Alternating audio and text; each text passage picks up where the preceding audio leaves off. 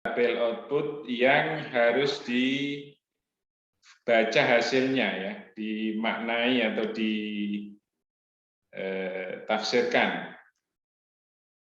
Ya, saya share slide dulu.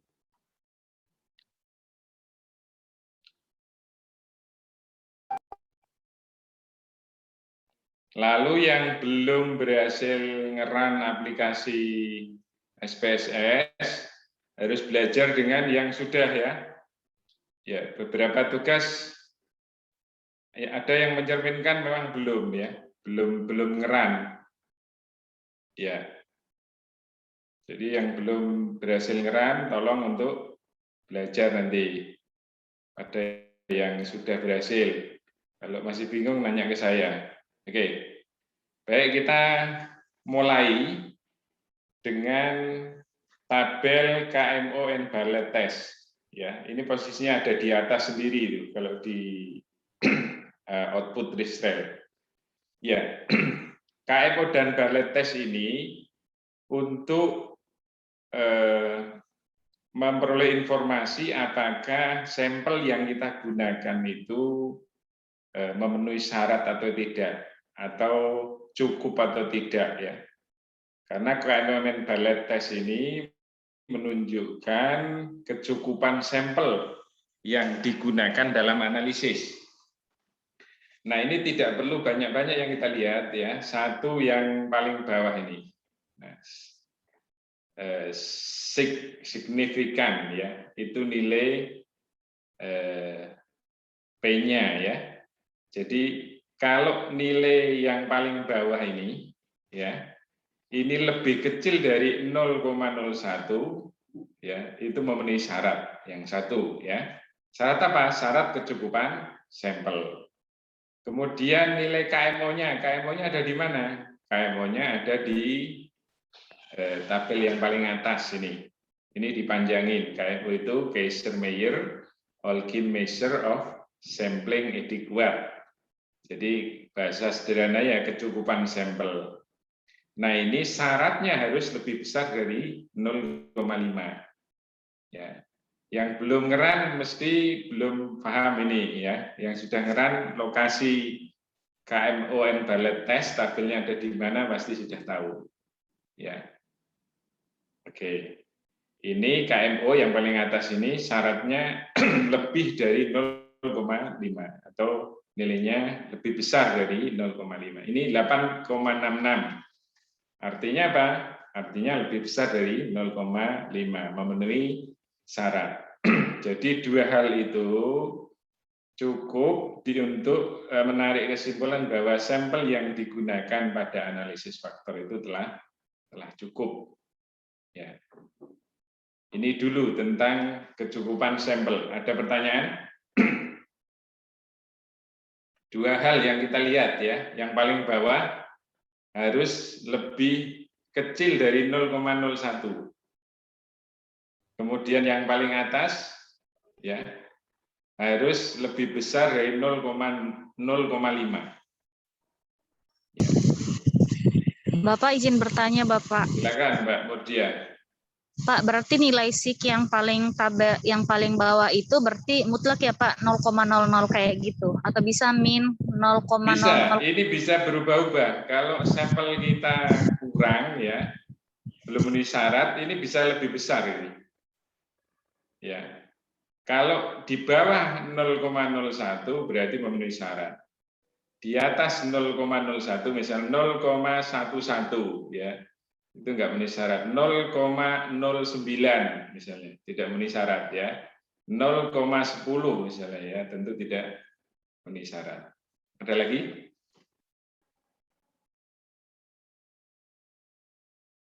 Ya, ini lebih ke kecukupan sampel yang kita gunakan untuk analisis. Baik, kalau nggak ada kita lanjut.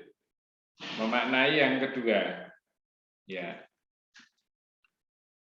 Ini ya, ini tabelnya posisinya ya setelah KMO Bartlett tadi ada satu tabel ya.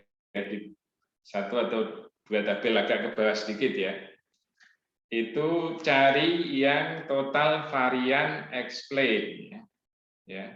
Total varian explain itu apa? Maksudnya adalah total varian yang dapat dijelaskan. Jadi kan kita ingin mengungkap variabel-variabel yang akan kita buktikan validitasnya, ya validitas konstruk. Dari sekian variabel itu berapa yang bisa dijelaskan? Nah, itu melalui tabel ini ya. Dijelaskan itu maksudnya gimana? Maksudnya adalah terwadai dalam variabel atau indikator yang kita buktikan ya. Ya, terwadai. Nah, di sini ya ini total dari varian yang bisa dijelaskan itu ada 76,13 atau 76,131 ya. Ini di atas 50%. Artinya apa? Artinya memenuhi syarat bahwa varian yang dijelaskan melalui analisis ini itu memenuhi syarat di atas 50% yang di sini ya. Ini. Nah, lalu dari tabel ini juga itu bisa dilihat ya dari faktor-faktor yang muncul atas instrumen kita yang nanti kita namai itu ada berapa di sini yang memiliki nilai eigen di atas 1 ya, lebih dari 1 itu ada 5 komponen atau 5 faktor ini. Nah, yang lebih dari 1 lihatnya di mana? Di kolom kedua ini. Ya. Nah, kolom pertama ini nilainya besar sekali ya. Ini dominan, faktor ini yang paling dominan. Kemudian di bawahnya rata-rata 1 ya. Nah, di atas 1 ya, lebih dari 1 nilai eigen ini itu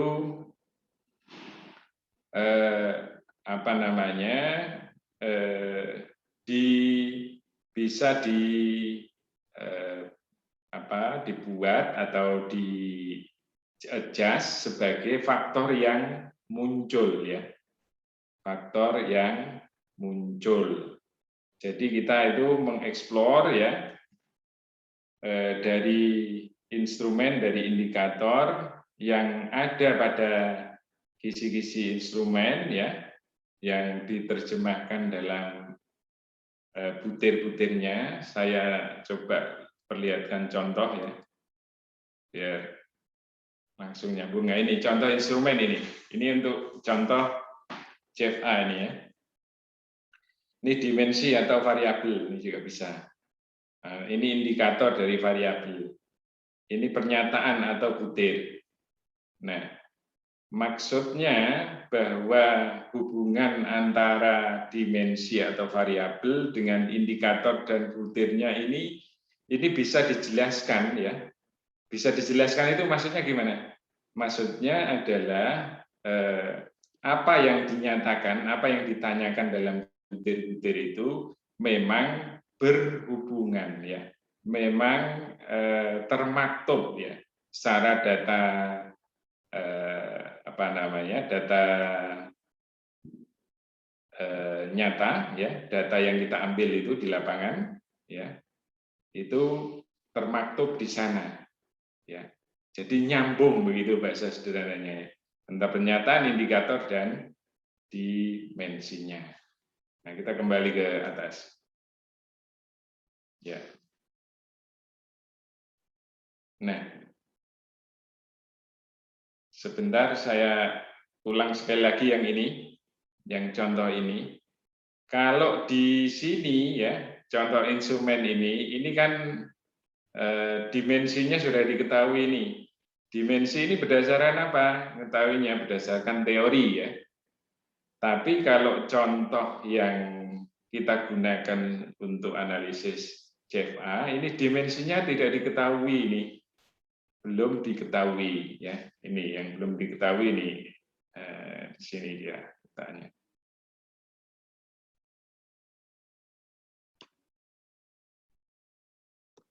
Ya, ini dimensinya belum ada ini. Ya, hanya kode saja A, B, C sampai E ini. Ini dimensinya apa saja, karena dimensi ini yang akan kita cari, atau faktor-faktor ini yang akan kita cari. Faktor-faktor ini terbangun dari indikator-indikator yang ada di sini.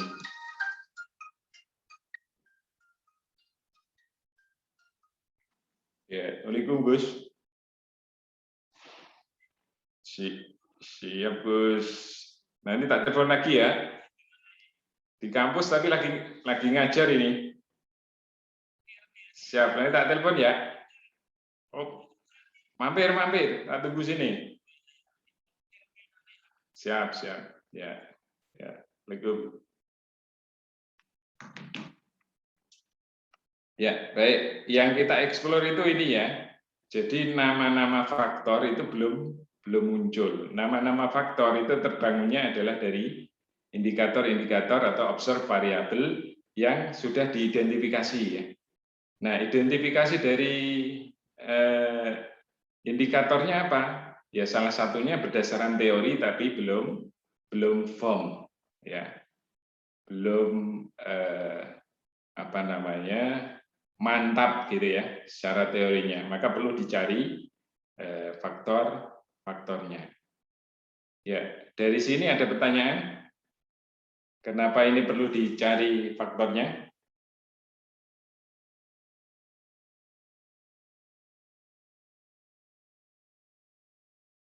Ya. Kenapa perlu dicari faktornya? Jawabannya apa kira-kira?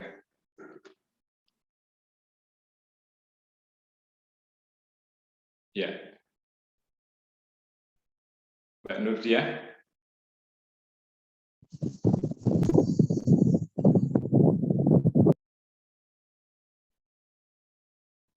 Ada ide Mbak Nurdia? Pertanyaan saya Pak, yang ini kan variabel yang diobservasikan Bapak, yang ini merupakan pertanyaan atau hanya sub-sub yang akan dijadikan pertanyaan terkait ini Bapak? Ya, baik. Observe variabel ini variabel teramati atau bisa disebut juga indikator dari variabel ya. Yang kalau ini bahasanya bukan diobservasi ya, karena diobservasi itu bahasa kualitatif, tapi teramati di sini. Nah, ini berupa indikator atau berupa butir pertanyaan atau pernyataan. Kalau di sini berupa indikator baru. Nanti dari indikator atau observed variable ini yang kemudian dijabarkan lagi dalam butir. Seperti dalam contoh ini. Kalau sudah dijabarkan dalam butir ini. Ya. Ini yang sudah dijabarkan dalam butir ya. Contoh ini. Jadi ada dimensi, ini bisa disebut juga variabel ya, variabel laten. Kemudian ini indikatornya, observe variabelnya. Nah, ini butirnya ya. Ini yang ditanyakan kepada responden. Ya, begitu Mbak. Nggih, Bapak. Nggih. Ada lagi pertanyaan?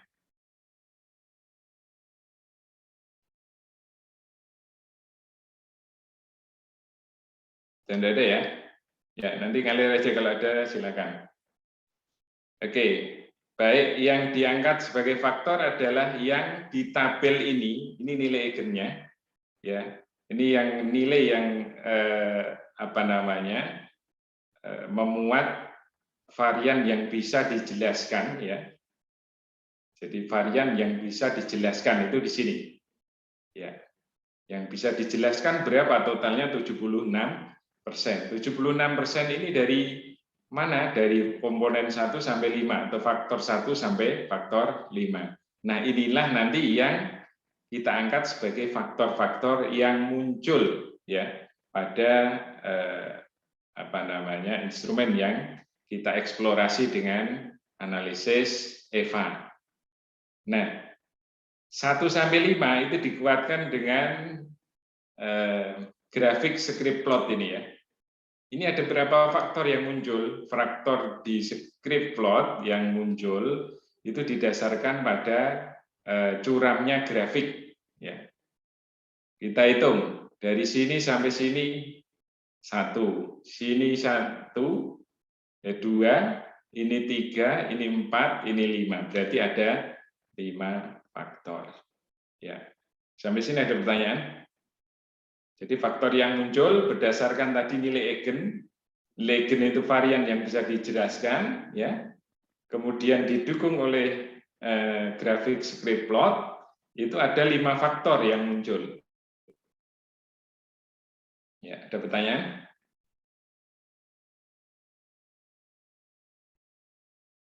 Ya.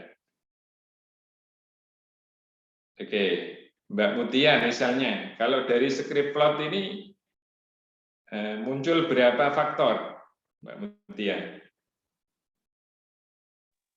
5 faktor. Ya, 5 faktor dilihat dari Tingkat kecuraman. ya, oke.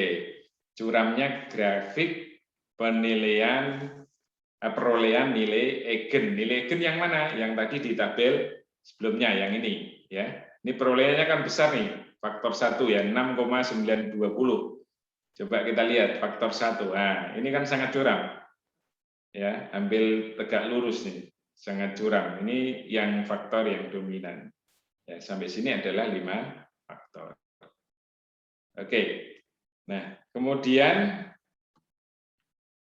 yang perlu diinterpretasikan yang selanjutnya adalah rotated komponen metrik, ya. Metrik setelah dilakukan rotasi, ya. Itu bahasa SPSS, ya. Jadi yang ini yang perlu kita lihat. Langsung lihat rotated komponen metrik. Nah, ini faktor-faktornya akan mengelompok, ya. Jadi 5 faktor yang muncul itu langsung diidentifikasi oleh metrik komponen yang telah dirotasi ini. Ya, ada 5. 5 itu faktor satunya di mana? Nah, faktor satunya di sini. Ya. Ini apa namanya? Butirnya adalah A1, A2, A3, A4. Ini jadi satu butir, ini satu faktor sendiri. Ya. Kemudian faktor kedua B1 sampai B3. Ini jadi faktor yang kedua. Kemudian faktor ketiga adalah D1 sampai D3, ini ngelompok. Jadi yang lain kan nggak ada nilai eigennya yang maaf, bukan nilai eigen, muatan faktor atau nilai loading faktor bahasanya, ya. Itu tidak ada yang besarnya itu lebih dari 0,4, ya. Ini enggak ada nih. Ini yang memenuhi syarat yang lebih dari 0,6, 0,4 hanya di sini, ya. Kemudian di sini dan yang keempat di sini, ya. Nah, sehingga 5 faktor ini ngelompok. Jadi satu faktor, faktor kedua, ketiga, keempat, dan kelima. Ya, ada pertanyaan di sini? Ya, sekarang saya tanya kalau nggak ada.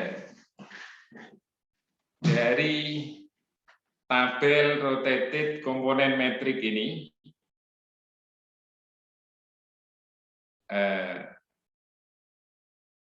yang bisa diangkat sebagai faktor yang muncul, ya, dalam analisis eksploratori ini itu berapa faktor?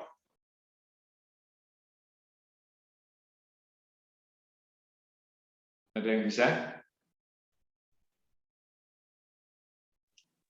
5.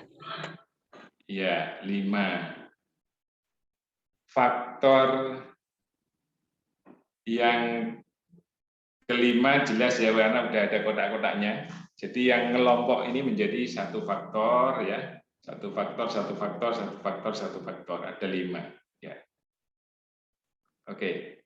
Nah, kelima faktor yang muncul, ya tadi kan runtut ya dari nilai eigennya tadi, ya. ada 5. Kemudian script plotnya muncul 5 curaman. Kemudian rotasi metrik komponen ini juga muncul 5 kelompok ya. Maka yang diangkat menjadi faktor nanti dari exploratory tadi ya, dari EVA, exploratory factor analysis, itu adalah 5 yang nanti kita angkat menjadi faktornya ya. Nah, faktor 5 ini perlu dinamai ya. Ini apa faktor 5 ini? Menamainya gimana caranya? Menamainya ya melihat di sini ya, sini. Misalnya A1 sampai 4. Nah, kita lihat A1 sampai 4 nih. Ada pemahaman terhadap pengembangan karir, pola pengembangan karir, keterlibatan, tahapan pengembangan karir. A1 sampai 4 ini ngelompok jadi satu faktor. Nah, kita namainya itu tidak bisa sendiri ya, harus melibatkan ahli praktisi ya. Nah, kita lakukan FGD ya, karena kita sendiri nanti lemah ya. Jadi harus melibatkan ahli. Kalau ada pengembangan pemahaman pengembangan karir, pola karir, keterlibatan dan tahapan pengembangan karir, ini apa ya? Ini kalau dalam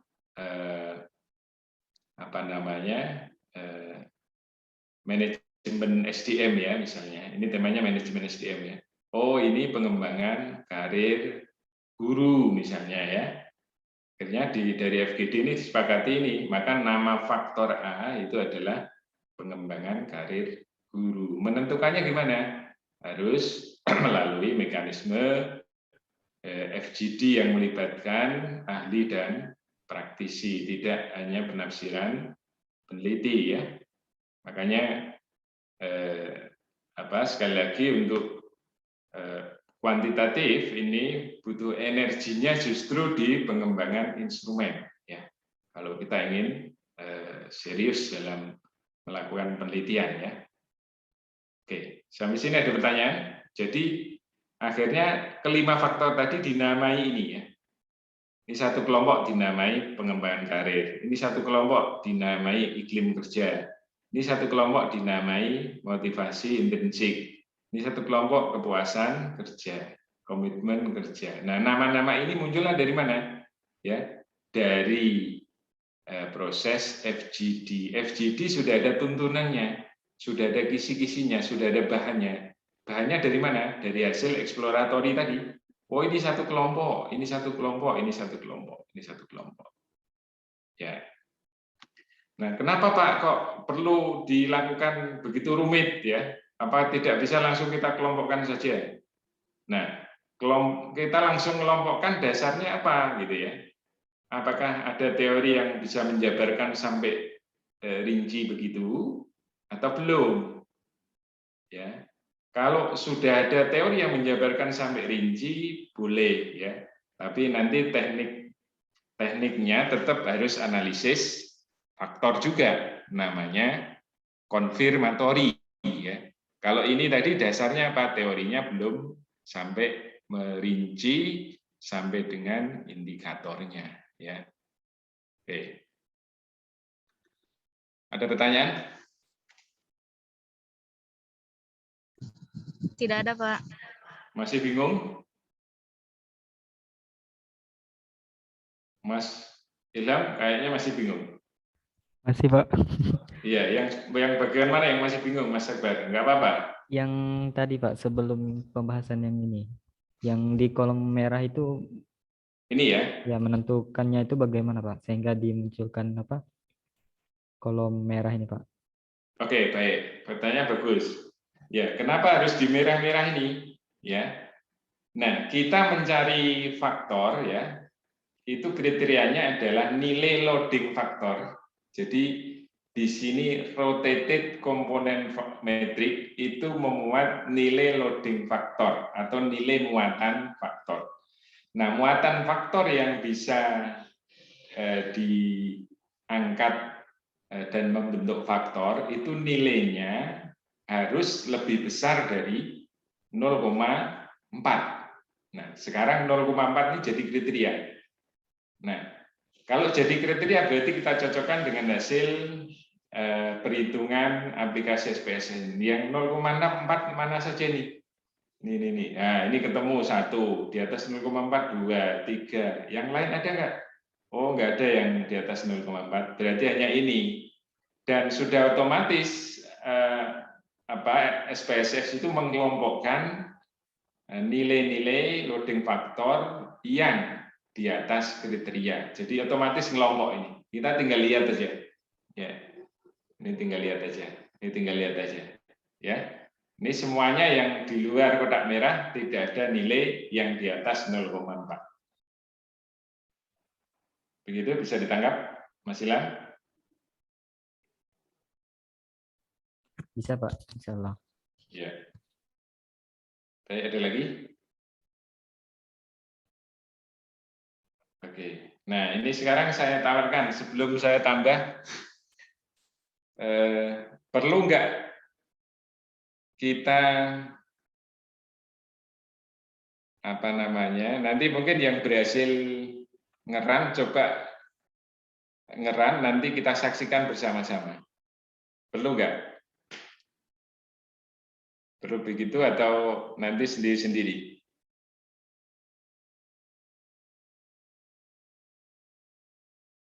Ya, halo?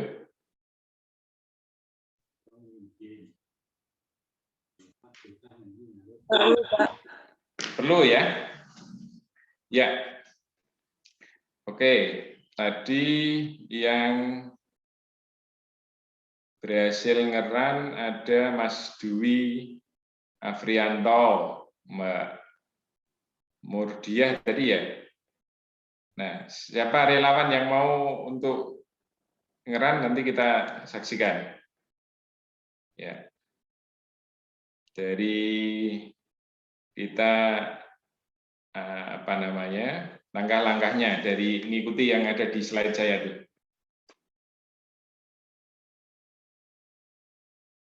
Ada relawan? Halo? Mas Dwi, halo? Mas Mikdad?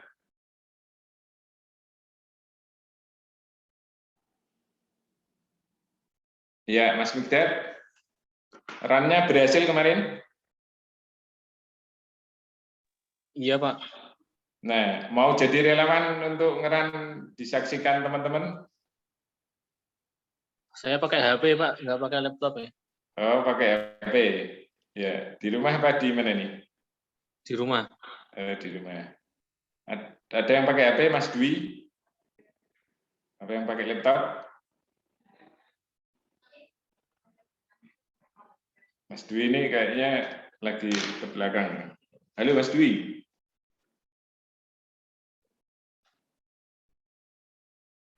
Ditampilkan dari tugas yang udah dikirim apa aja Pak?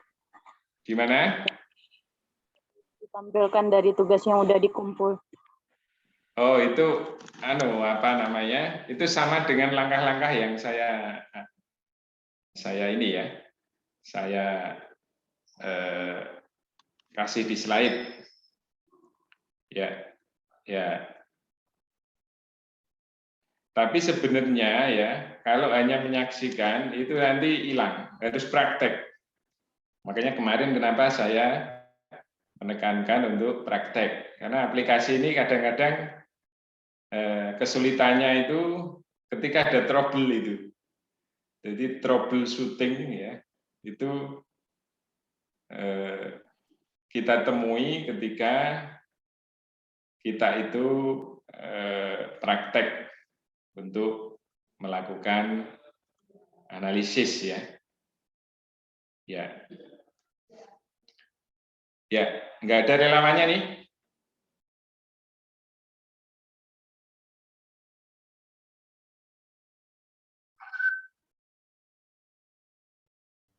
Oke.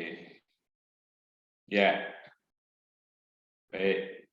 Kalau gitu coba saya akan tampilkan sebentar ya. Cara untuk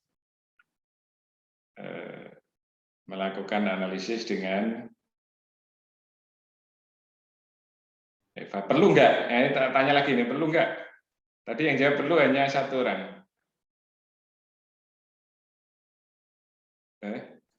Kalau perlu nambahnya agak lama gitu ya. Saya rencana mau tak tambahi 1 lagi tentang confirmatory factor analysis dengan Lisrel. Lisrel agak rumit ya. Jadi kalau ini belum bisa, nanti Lisrel agak menantang lagi, lebih menantang.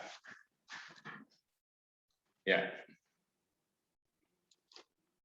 Oke, gimana sepakatan? Oh, Boleh Bapak. ya 1 orang.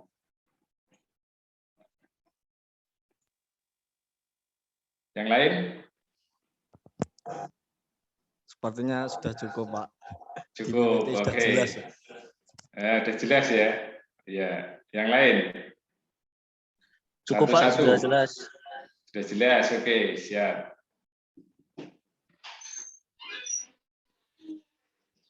Oh ya.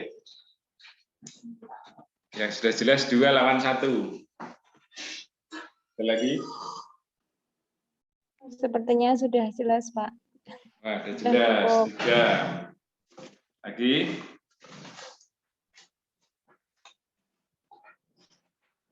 Ada 3.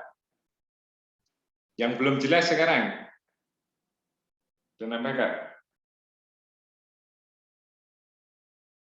Ya, solusinya kalau yang belum jelas itu nanti kalau hanya minoritas ya, itu bisa belajar satu dengan kawannya yang sudah berhasil.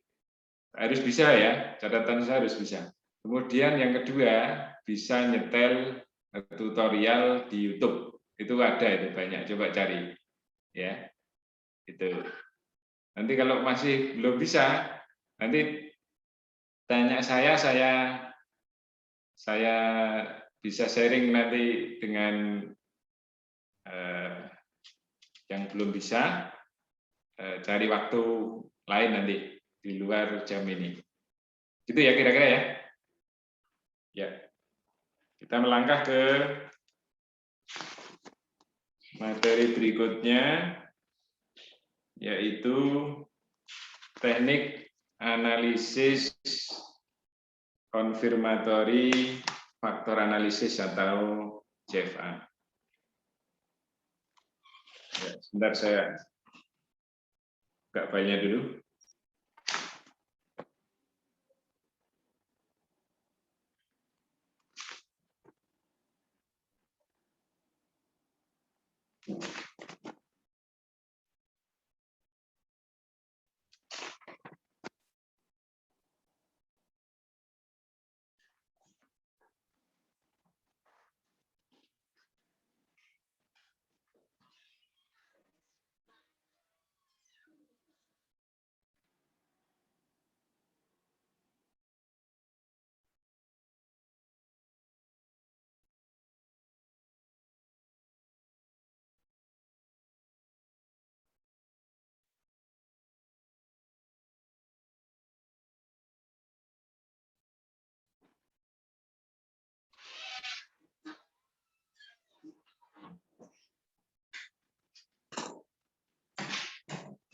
Oke, sekarang konfirmatori faktor analisis untuk pembuktian validitas konstruk, ya, instrumen penelitian kuantitatif.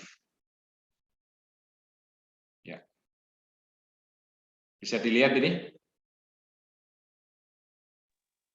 Bisa, Pak. Oke, bisa ya. Jadi untuk pembuktian validitas konstruk, ya, itu bisa menggunakan software Lisrel, bisa Amos, bisa M+, bisa PLS. Nah, yang kita akan bimbing di sini, yang kita akan sama-sama praktekkan adalah dengan Lisrel. Nah, ini memerlukan input berupa variabel-variabel yang akan dibuktikan menjadi indikator suatu instrumen penelitian ya. Jadi nanti inputnya berupa variabel-variabel. Yang itu apakah memang variabel dan indikatornya ya itu sudah valid atau belum, itu tujuannya ya. Contoh, seorang peneliti ingin membuktikan validitas konstruk yang ini contohnya belum saya rubah ini. Harusnya ini ingin membuktikan validitas konstruk tentang sikap anti toleransi ya.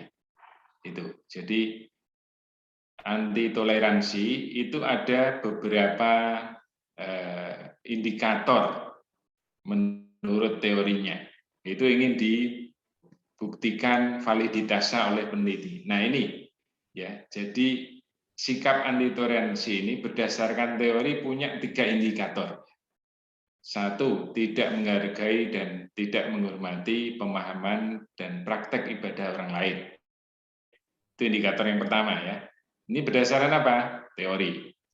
Kemudian yang kedua, tidak menghormati agama orang lain.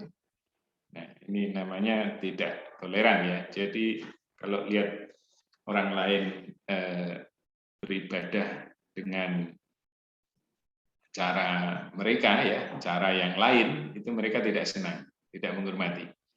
Kemudian malah yang ketiga ya, BC ini salah hurufnya. Ini harusnya B. Ini harusnya C. Ya. Yang C itu memusuhi ya terhadap orang yang tidak sepaham dalam agama. Nah, itu sikap-sikap anti toleransi ya. Itu ada 3 indikator. Nah, indikator ini ya, ini dijabarkan dalam butir-butir pertanyaan dan pernyataan. Nah, sekarang saya tanya, kalau di kolom ini ada keterangan pernyataan ya. Ya. Pernyataan. Berarti isinya adalah kalimat positif, bukan kalimat tanya ya. Kalau misalnya ya, tanda ya, butir ini dirubah ke dalam pertanyaan, kira-kira butir 1 ini bunyinya apa ini? Yang pas. Ada yang punya ide? Ya, ada? Tidak ada ya? Ya. Halo? Diganti ke pertanyaan. Kalau dirubah ke pertanyaan, Mbak Mutia. Beda Mbak Mutia. Pernyataan yang pertama mungkin ini bagaimana sifat saya saat melihat orang beribadah, melihat orang yang mengerjakan ibadah. Oh iya. Oke, jadi ini kan skala sikap ya. Jadi setiap butir itu menggambarkan sikap responden terhadap orang yang beribadah ya dengan cara di luar cara yang bersangkutan ya. Jadi misalnya saya ibadahnya ya ala Islam moderat ya. Di Indonesia itu Islam moderat kan benderanya itu ada NU, ada Muhammadiyah ya. Nah, cara ibadahnya ya ala NU, ala Muhammadiyah misalnya ya, salah satunya. Kemudian ketika melihat saya beribadah dengan begitu ya, orang yang berbeda paham ini sikapnya bagaimana ya terhadap saya ini. Maka yang tepat sebenarnya memang bukan pertanyaan tapi pernyataan ya. Karena dia menyatakan sikap. Jadi untuk bisa menentukan apakah pernyataan atau pertanyaan itu bisa dilihat dengan apakah dengan butir ini seseorang bisa mengungkapkan sikapnya ya atau tidak gitu ya. Kalau pertanyaan biasanya dengan sikap juga bisa juga ya, tapi banyak dipakai kalau pertanyaan ini di instrumen-instrumen yang tes. Ini kan non tes ya.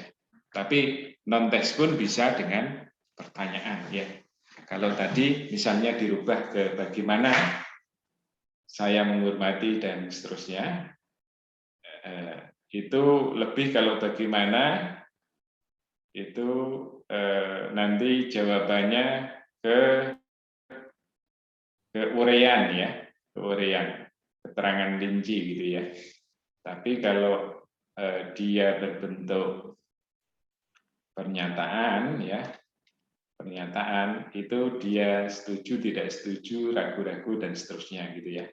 Jadi yang tepat di sini memang pernyataan, tidak perlu dirubah ke pertanyaan. Ya. Oke, jadi tujuan dari konfirmatory faktor analisis ya, kembali ke sana, itu mengkonfirmasi apakah ya dimensi atau variabel ini ya yang sudah diketahui indikator-indikatornya ini itu valid ketika dijabarkan dengan butir-butir pernyataan seperti ini. Ini yang kita buktikan validitasnya. Ya, ini dulu mungkin ada pertanyaan.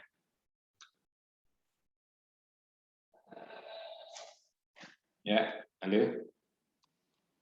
Masih ada yang belum bisa menangkap tabel ini?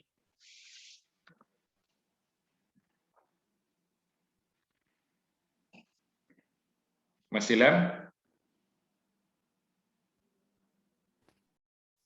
Iya, Pak. Nah, tabel ini yang akan dibuktikan apakah valid atau enggak, ya. Apakah valid atau enggak? Kuncinya di situ. Oke. Jadi untuk bisa menguji, ya, bukan menguji, saya lebih cenderung menyebutnya membuktikan apakah instrumen ini valid ketika kita ingin mengukur sikap anti toleransi ini dengan pertanyaan-pertanyaan ini bisa valid atau tidak.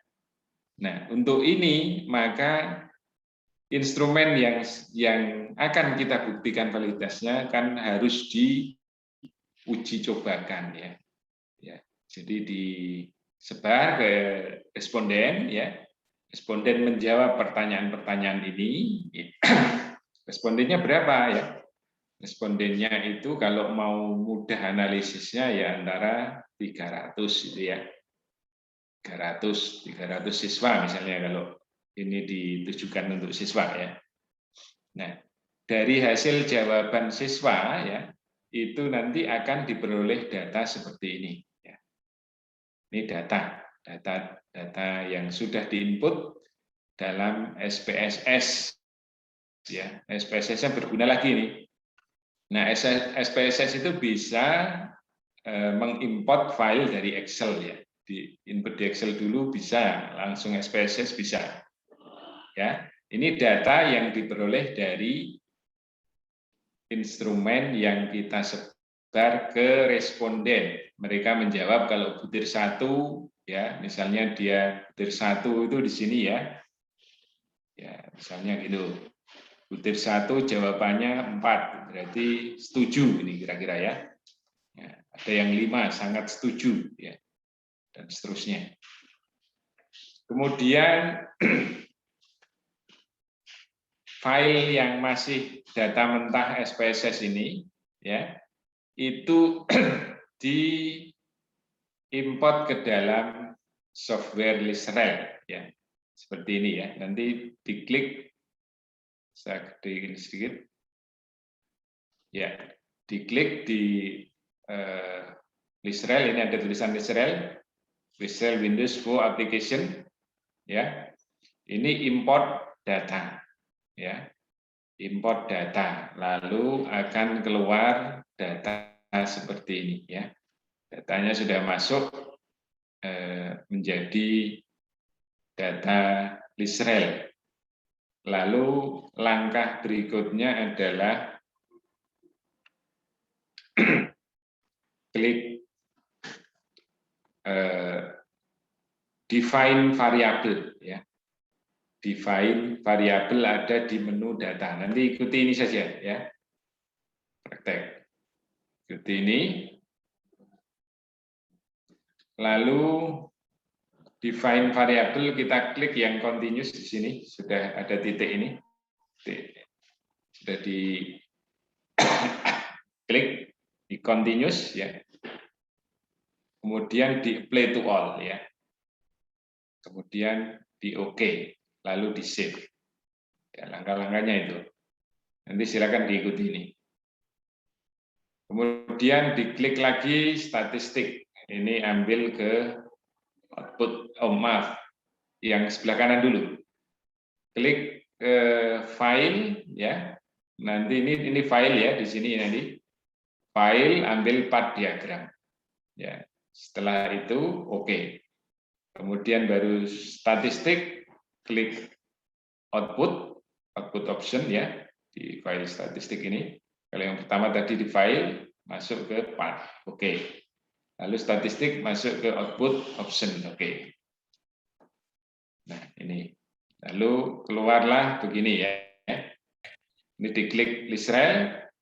Ini diklik perform test of multivariate normality. Nah, yang perform test of multivariate normality ini untuk menguji apakah data kita berdistribusi normal atau tidak. Ini uji prasyarat analisis statistik ya, berdistribusi normal atau tidak, ini diklik ya di sini.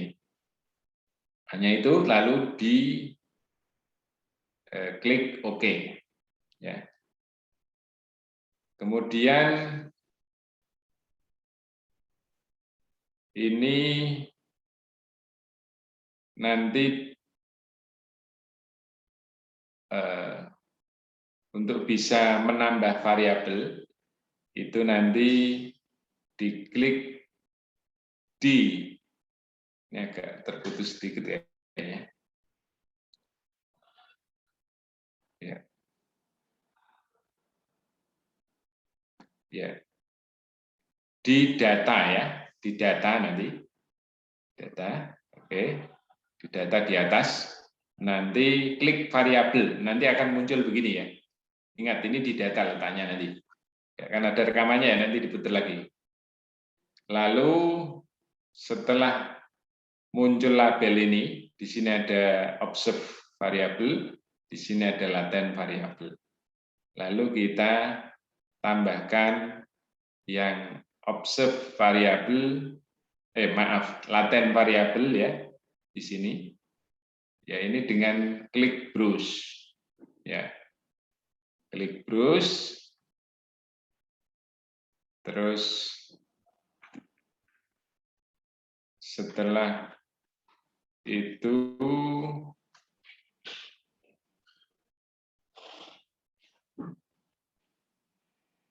sebentar, ini ada yang missing ini. Sebentar.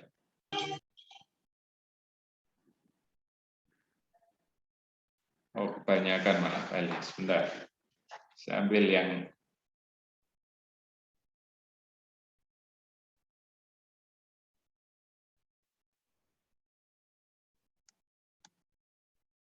nah, ini yang benar. Yang atas nanti saya kurangi itu kebanyakan ini ya, double.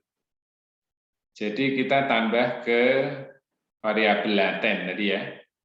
Di sini letaknya. Oh, yang atas tadi apa namanya? Kebanyakan. Ini add variabel di observe ya. Kemudian akan muncul ini ya. Nah, di sini di browse ini ya, nanti ikuti ini saja. Lalu akan masuk variabel-variabel itu ke sini ya. Yang observe-nya. Kemudian yang latennya yang sebelah kanan itu diketik dengan mengklik add laten variable, diklik lalu dituliskan di kotak ini, di OK. Lalu akan muncullah variabel latennya. Ya. Kemudian setelah variabel di next ya, next, klik next di sini. Setelah variabel latennya terisi, next, lalu akan muncul kotak ini, ya. Kotak ini muncul, lalu diisi yang di sini ya, number of observation itu diisi 300 karena sampelnya kita 300. Kemudian di OK, sudah. Lalu ini hilang, otomatis yang muncul gambar di belakang itu, konkretnya ini. Ya. Nah, kita klik yang di sini, ini sayangnya agak tertutup ya. Di sini ini yang laten variabel, yang variabel X, ini ada X, ini ada Y ya. Di sini ada variabel Y. Nah, lalu kita tarik ya, satu persatu kita tarik. Ini jadi variabel latennya kita tarik ke sini, jadi ini yang tulisannya CATR. Maksudnya CATR itu sikap anti toleransi. Nah, butir-butirnya mana? Butir-butirnya ini 1 sampai dengan 6 ini. Kita tarik sini ya. Baik. Gambarnya tarik-tarik aja ke sini ya. Kita tarik, kita tarik, kita tarik, kita tarik. Lalu panahnya di sini. Ini kita klik, kita aktifkan. Kita arahkan ke sini ya panahnya. Ini gini, kayak saya gambar ini. Ya, ditarik-tarik gini aja. Ya. Lalu langkah berikutnya kita klik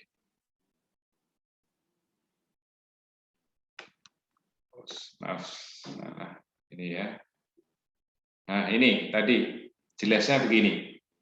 Jadi ini data sebenarnya banyak ya, tapi kita ambil satu variabel aja, sikap anti toleransi ya, yang kita gunakan untuk praktek.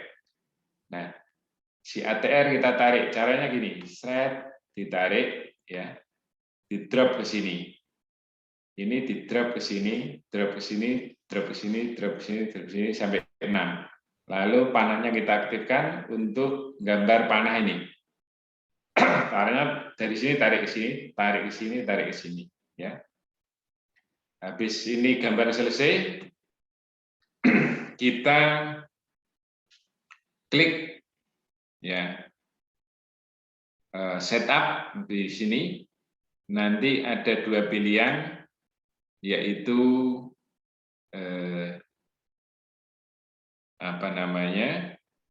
simplis dan Lisrel ya.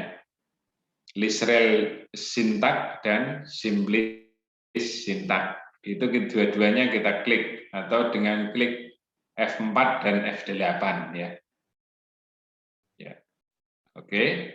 Lalu ini yang simplis, yang ini Lisrel sintak, ini simplis sintak. Dua-duanya sudah kita klik, baik simplis maupun sintak. Ya. Lalu kita kembali gambarnya akan kembali ke sini setelah kita klik simplisnya ya. Nah, habis itu terus diklik orang yang gambar berlari ini, kita run ya, yang saya tandai merah ini. Ya. Setelah kita run ya, ini akan keluar gambar seperti ini. Ya. Kalau yang sebelumnya tadi ini angka-angkanya belum ada ya. Sekarang angka-angkanya sudah ada.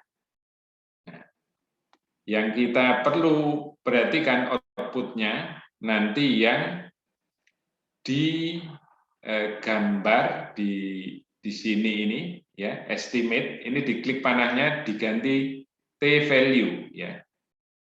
T value nilai T-nya ya.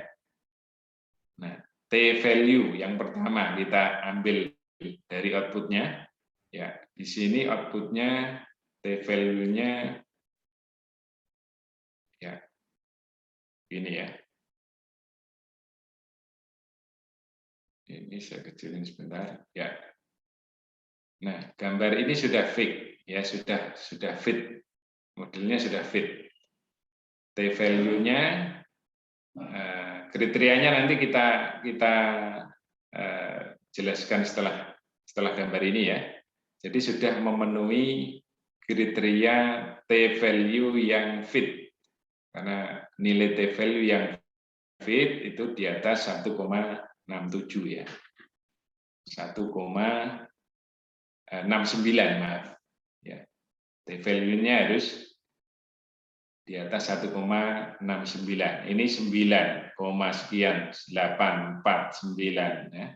Jadi antara si ATR dengan butir-butir ini sudah memiliki kecocokan model ya. Karena tidak ada yang di bawah 1,69. Semuanya di atas. Kemudian yang kedua, yang gambar kedua, itu kita ambil dari gambar standardized solution. Itu ngambilnya di sini ya. Setelah kita run, ngambilnya nanti di sini. Di estimate, ini ada T-value, ada standardized solution. Tinggal kita klik, nanti gambarnya akan muncul. Oke. Lalu dari dua gambar ini T-value, ya, ini standardized solution, ya. Maka kita buat rangkuman dalam tabel, ya. Ya.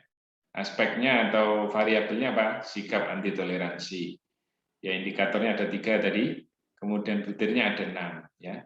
Kemudian nilai T-nya, ya, butir 1 nilai T-nya 9,97. Butir 2 8,75, butir 3 4,53, butir 4 9,63 dan seterusnya.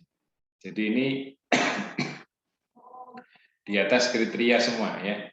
Kemudian standardized solution SLF, disingkat SLF. Ini ambilnya dari mana? Dari gambar yang ini ya. Dari panah-panah ini ya.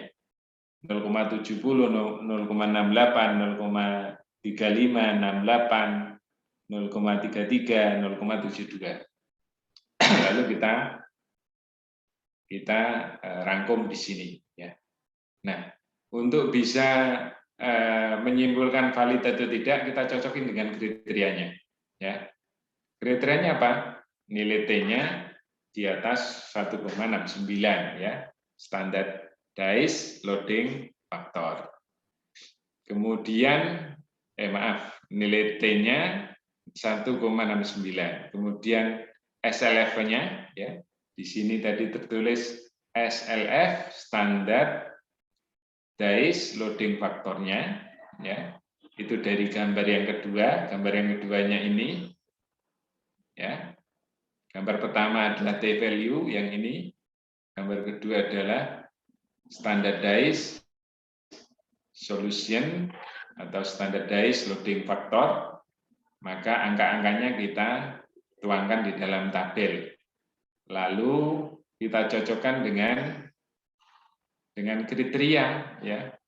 Kriterianya T-value-nya harus lebih besar dari 1,69. Standardized loading factor-nya lebih dari 0,3. Nah, jika itu memenuhi syarat ini, maka dianggap valid dan layak digunakan berdasarkan ya pendapat Jurescope and Sobom. Ini pengembang aplikasi Lisrael ya. Kemudian Wianto, kemudian Ghazali dan Fuad ya. Kemudian ada Moy and Sadet. Nah, selain nilai T dan SLF ya, itu ada 4 kriteria bahwa model itu dikatakan fit. Model itu bagaimana maksudnya? Nah, ini model ya. Model pengukuran namanya. Untuk menguji validitas konstruk ya. Ini dikatakan fit itu selain nilai T dan SLF ada lagi 4 kriteria. Kriterianya apa? Kriterianya 1, nilai P-nya itu lebih besar dari 0,05. Nilai P-nya ya. Ini nilai P-nya berapa? Ya, ini nilai P-nya 0,06 nih. Berarti dia lebih besar dari 0,05. Nah, ini memenuhi syarat. Kemudian RMSE ya. Root mean square error approximation ya. Itu lebih besar atau sama dengan 0,8. Di mana lihatnya? RMSE di sini ya. Di paling ini ya. Ini RMSEA. Kriterianya berapa? Lebih kecil atau sama dengan 0,08. Yang ini berarti memenuhi karena dia 0,06, lebih kecil dari 0,08. Berarti memenuhi. Kemudian comparative of index atau CFI ya. Itu lebih besar atau sama dengan 0,09. Nah, ini baru melihat pada output Lisrel ya. Outputnya Lisrel sudah saya copy ke dalam Word ya.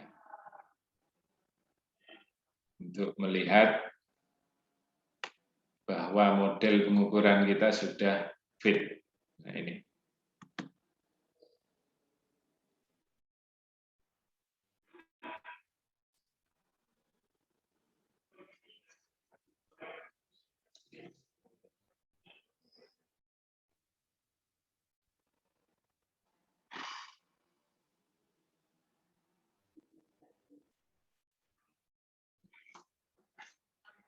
Oke, jadi kita akan lihat CFI dan PGFI ya. CFI-nya lebih besar atau sama dengan 0,09, PGFI-nya lebih besar atau sama dengan 0,6 ya. Sekarang CFI ya. Kita lihat CFI-nya di mana?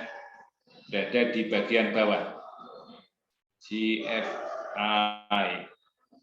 Ya, ini CFI-nya di sini. Nah, ini lebih besar dari 0,09 ya.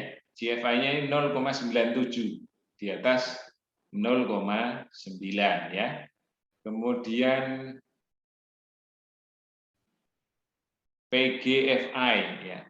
PGFI-nya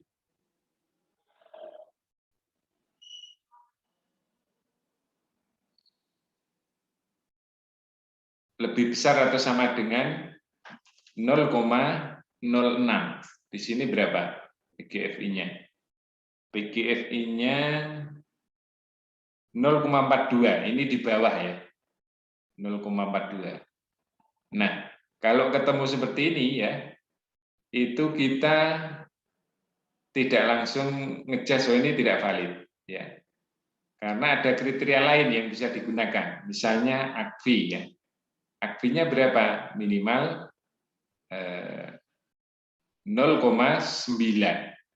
ya, 0,9 ya, lebih besar atau 0,90. Di sini berapa ACFI-nya? ACFI-nya 0,94 berarti memenuhi ya. Lalu apalagi yang bisa mendukung bahwa itu valid ya? GFI ya. GFI-nya harus lebih besar atau sama dengan 0,90. GFI-nya, nah ini 0,97.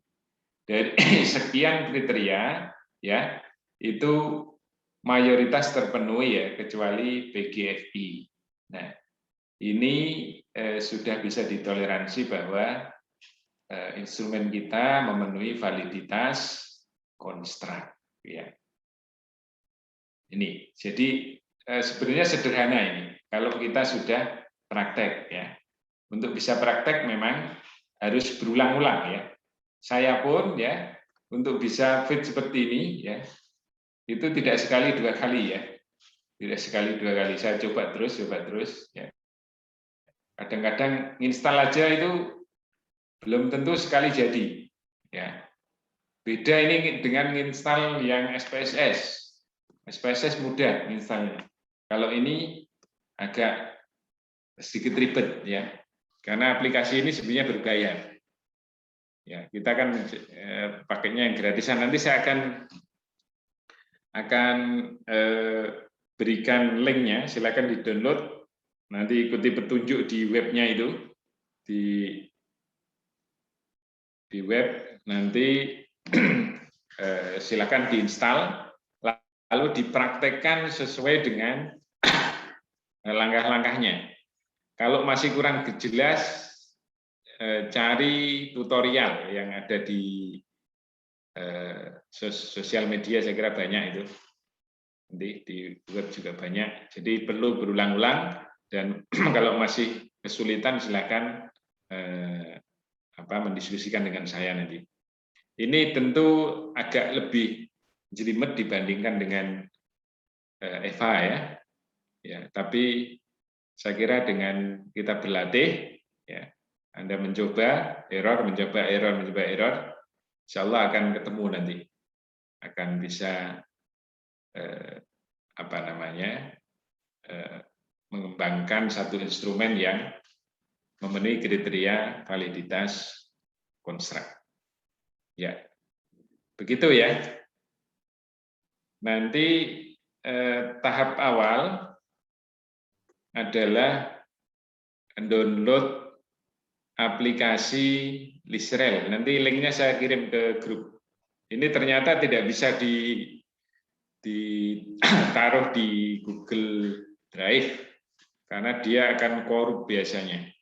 Ya. Kalau kemarin yang file SPSS kan bisa tuh, bisa. Kalau ini tidak bisa, jadi download langsung dari webnya. Webnya juga bukan web resmi ya, tapi tidak ada virusnya. Kalau saya sudah coba. Ya, karena sekali lagi aplikasi ini sebenarnya berbayar, jadi kita gunakan yang versi lamanya. Versi lamanya pun itu harus telaten downloadnya ya. Jadi yang pas lalu diinstal, ikuti prosedur install yang ada di web itu. Ya, begitu berhasil, nanti langkah-langkahnya sesuai dengan yang ada di slide ini. Ya, tadi ada yang double, nanti saya akan rapikan lagi. Dan kalau dari langkah-langkah yang ada di slide saya masih belum cukup, ya silakan untuk cari sumber lainnya untuk bisa praktek dengan lebih mudah ya. Ya. Yang saya harapkan memang konsep kenapa kita perlu menggunakan teknik konfirmatori faktor analisis itu Anda sudah bisa menangkap. Nah, untuk bisa mengungkap itu tentu silakan Anda berpendapat. Nah, pertanyaan saya kenapa kita perlu menggunakan teknik konfirmatori faktor analisis untuk pembuktian validitas konstruk. Ya, silakan.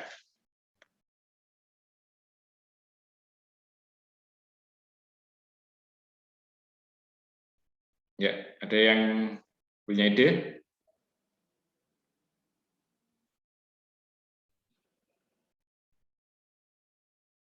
Silakan, bebas, enggak salah enggak apa-apa. Enggak ada yang salah ya. Nanti diskusi itu nanti proses untuk bisa memperoleh pemahaman yang pas, yang tepat. Silakan kalau ada. Kenapa? Mesti harus pakai CFA itu.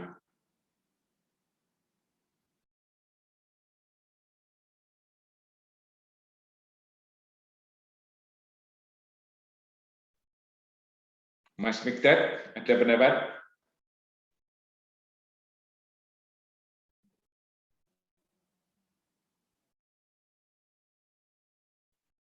Mas Mikdad, halo? Halo, Pak. Ya, ada pendapat? Cukup, Pak. Loh, saya nanya kok. kenapa harus pakai CFA kok cukup?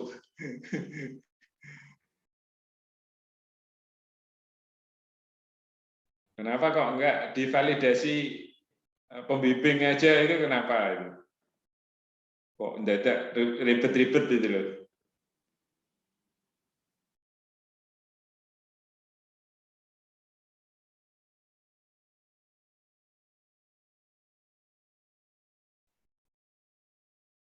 Ya, langsung hilang Mas Victor. Ya, muncul lagi ya gimana Mas? Nggak apa-apa disampaikan.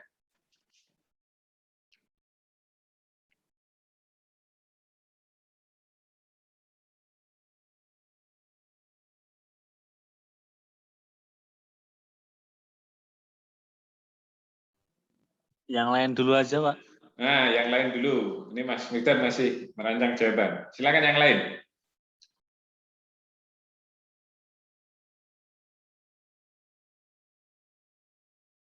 Yang kaum Hawa, mewakili kaum Hawa, silakan siapa? Mbak Zakiatun.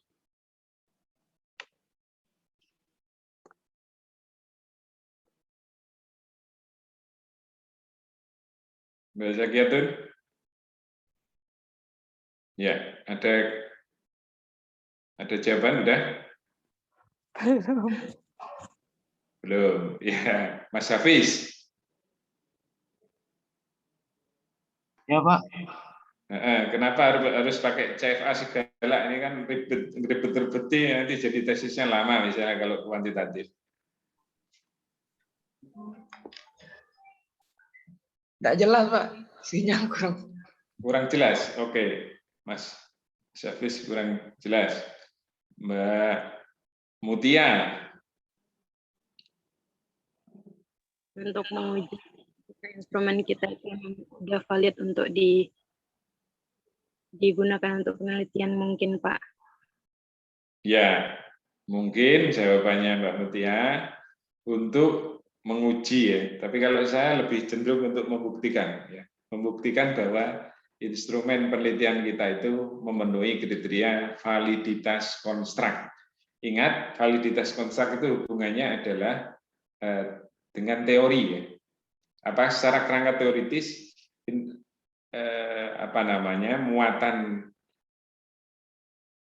di dalam butir-butir kita itu sudah terwadahi itu ya di dalam kriteria ya yang dijabarkan dengan butir-butirnya tadi itu apakah sudah terwadahi ya sudah valid sudah memiliki hubungan yang signifikan dengan variabelnya ya. Kenapa itu? Nah, kenapanya belum terjawab nih. Kok enggak pakai EVA saja cukup gitu ya? Kan ada EVA, ada CFA ini tekniknya untuk konstruk ya. Nah, kenapa kok mesti CFA? Nah, EVA dan CFA ya sekali lagi ini mohon diperhatikan. EVA itu kalau konstruk teorinya belum firm hingga sampai indikatornya. Jadi belum dijabarkan sampai indikatornya ya. Kita belum meyakini bahwa teori ini mengurai sampai indikator-indikatornya. Jadi faktornya perlu dicari ini. Ya. Tapi kalau sudah firm ya, yang jelas itu di bukunya Heri Retnawati ya, salah satu profesor pengukuran UNY itu disebutkan kalau teorinya sudah merinci hingga pada indikatornya, nah itu kita tinggal konfirmasi saja, tidak kemudian mencari faktor kayak yang kita lakukan pada analisis exploratory faktor analisis tadi. Yaitu kenapanya ya? Kenapa? Karena teori sudah menjabarkan hingga sampai indikatornya. Kita tinggal mengkonfirmasi saja. Makanya pakai teknik konfirmatori. Kalau kita teori belum firm sampai pada indikatornya, berarti kita mengeksplor dulu, dieksplor, dicari faktor-faktornya. Karena belum dijabarkan dalam kerangka teori yang kita jadikan landasan untuk mengembangkan instrumen. Nah, itu. Dari situ bisa menangkap bedanya EVA dan CFA.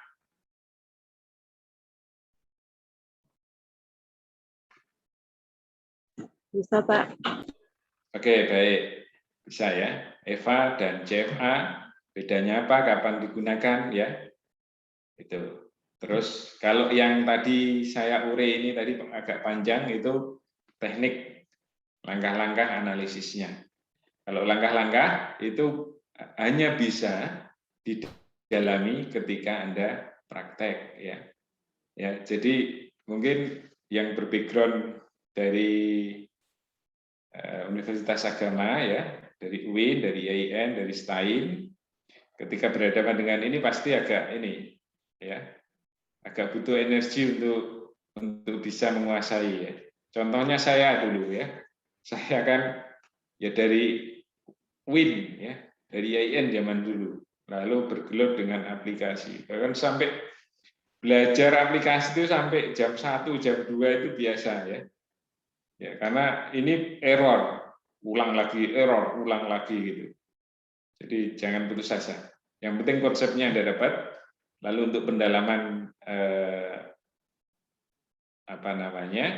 praktisnya Anda harus telaten itu. Telaten nanti nanya, kalau error nanya gitu, ya. Begitu. Kira-kira begitu. Masih ada pertanyaan? Kita sudah 14.09, ya. Sudah 100 menit lebih, ya, masih bilang. Iya, Pak. Oke. Oke. Ada pertanyaan masih? Sebelum saya tanya.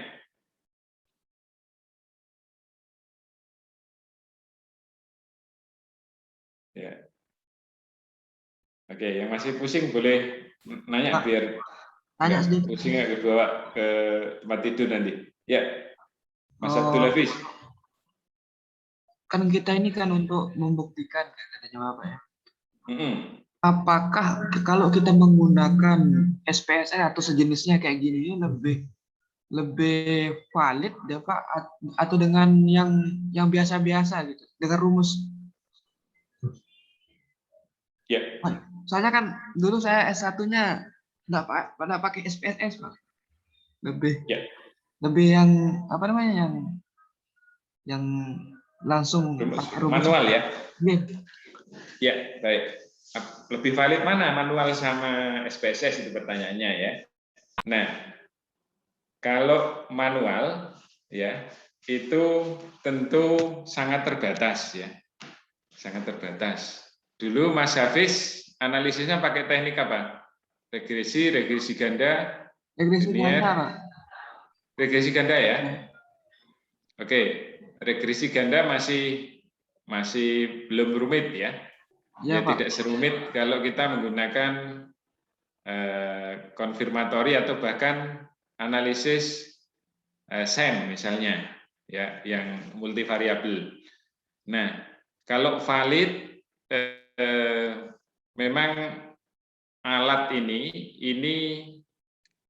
didesain, ya, didevelop untuk menghadirkan kemudahan dan tingkat kevaliatan yang lebih jeli, ya, dibandingkan dengan perhitungan manual, ya. Tapi kalau kita konteksnya pemahaman statistiknya memang lebih unggul di manual, ya. Manual itu ngitungnya kita tahu dari awal hingga akhir.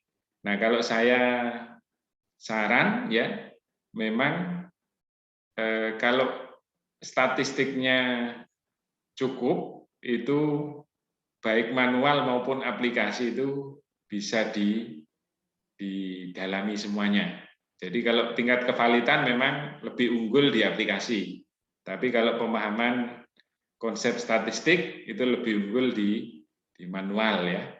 Karena manual ini meruntut dari awal hingga sampai hasil perhitungannya. Begitu, ya, lebih valid aplikasi. Mas Hafiz? Ya, Pak. Ya. Ada lagi? Kalau regresi nanti pakainya bukan Lisrel ya, tapi SPSS. Iya, Pak. Soalnya kemarin kan itu pembimbingnya juga harus pakai manual dulu kan. Nah, ya bagus tuh. Berarti pembimbingnya mungkin dosen statistik apa? Enggak sih, Pak, cuma lebih untuk memudahkan. Untuk memudahkan. Oh ya, memudahkan alurnya ya. Ya, karena ya boleh. Boleh, saya kira bagus kalau kita memahami manual, itu ke aplikasinya juga kira-kira pemahamannya lebih mudah. Ya. Oke, ada lagi selain Mas Hafiz? Ya, jika sudah tidak ada, ya, sebelum saya akhiri, ini saya tawarkan lagi ya. Ini sebenarnya praktek kan bonus ya, bonus. Tapi saya berharap Anda itu bisa, sehingga nanti ketika Anda melakukan penelitian kuantitatif ya, yang memang di kuantitatif itu pembuktian validitas konstruk itu disyaratkan untuk apa namanya instrumen. Ya, ketika Anda kuantitatif ya ketemu ini nanti, kira-kira begitu ya. Kalau bisa nggak ketemu ini, tapi dengan syarat ya pembimbingnya mungkin belum menggunakan ini, mungkin disederhanakan, bisa jadi ya. Tapi kalau basic utamanya di penelitian kuantitatif ya ini untuk menguji validitas konstruk ya. Kalau hanya penguji pembimbing validitas isi aja oleh ahli aja udah cukup, ya diikuti saja. Tapi kalau sampai ke tingkat ini, saya kira penelitian akan lebih apa namanya mantap lagi ya. Oke, itu tawarannya.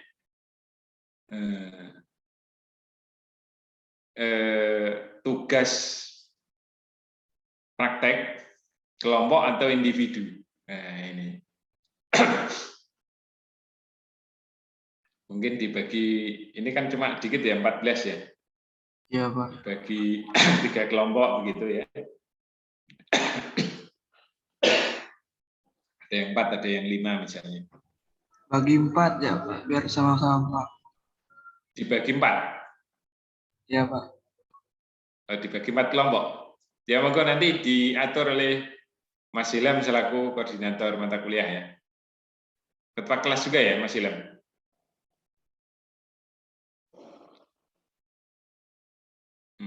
Ya, diatur Mas Ilham. Nanti saya akan share linknya ya. Saya share linknya untuk download dulu. Nah, sekali lagi untuk download ini harus telaten ya. Tidak agak perlu apa namanya kesabaran untuk download Lisrel ini karena aplikasi ini berbayar sebenarnya. Dan saya tanya-tanya, Win itu belum langganan untuk aplikasi ini. Mungkin kedepannya kalau nanti banyak yang menggunakan ya kita harusnya punya ya. Ya, begitu. Nanti saya akan sharekan di grup untuk link bisa mendownload aplikasi Lisrel. Lalu datanya saya akan rapikan dulu ya. Datanya masih banyak, ini saya akan potong.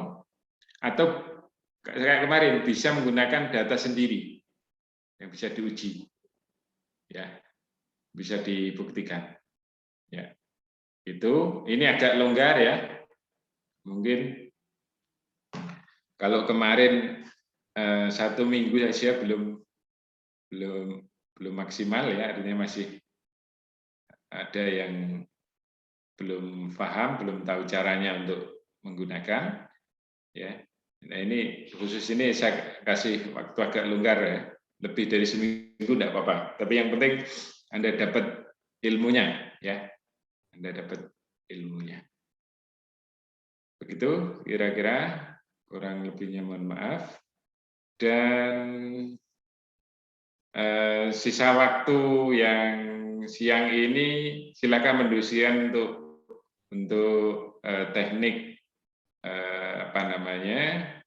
teknik praktek ya. Tadi dibagi 4 kelompok gimana teknisnya. Lalu nanti kalau mau sama-sama download silakan linknya, nanti saya akan share segera itu. Begitu ya, kurang lebihnya mohon maaf. Mari kita akhiri bersama-sama dengan membaca hamdalah alhamdulillahirabbil alamin. Sekali lagi terima kasih dan mohon maaf. Billahi taufiq wal hidayah wal inayah. Assalamualaikum warahmatullahi wabarakatuh. Waalaikumsalam warahmatullahi wabarakatuh. Warahmatullahi wabarakatuh. Ya, terima kasih ya. Ya, ini saya duluan. Silakan kalau mau diteruskan. Ya, Pak.